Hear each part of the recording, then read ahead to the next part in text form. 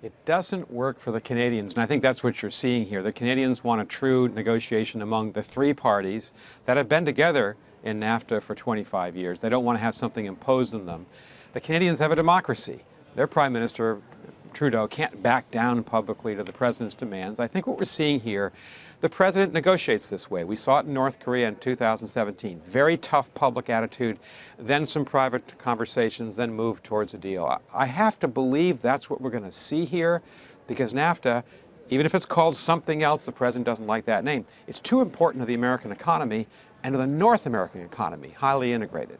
So the president has obviously personalized the discussion with respect to the Canadian negotiator, Chrystia Freeland, and clearly has had his very public disagreements with Mr.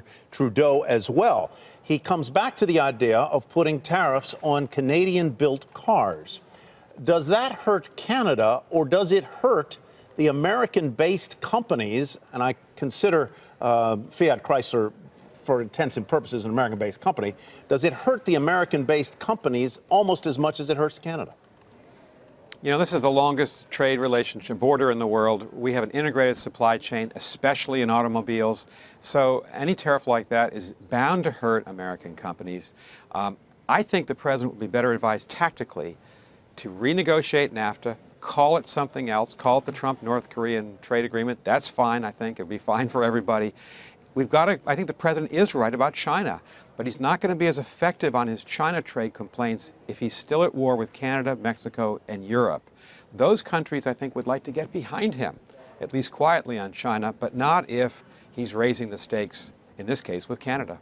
You know, the backdrop to this all, Ambassador, is that China seems to be ready for the long haul, ready for a long fight. It's got even some of its prominent citizens like Jack Ma saying this trade fight could last for decades. How does this play out in your view if this trade war, if the thinking that behind trade wars is that they're not easily resolvable and that they could, in fact, be prolonged for decades? You know, it's interesting. I sense from governments around the world a lot of sympathy for what the United States is doing with China.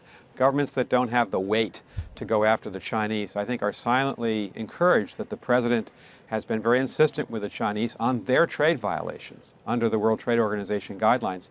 And so, but it's all about tactics here. We need leverage on our side, and I think there are a lot of democratic countries around the world that would support us. So that argues, I think, rationally, maybe it's after the midterms for the president putting aside these trade disputes with the Europeans, with the Canadians and Mexicans, getting our house in order in the democratic world, and then going after and arguing forcefully on the big issues that separate China from most of the rest of the industrialized world.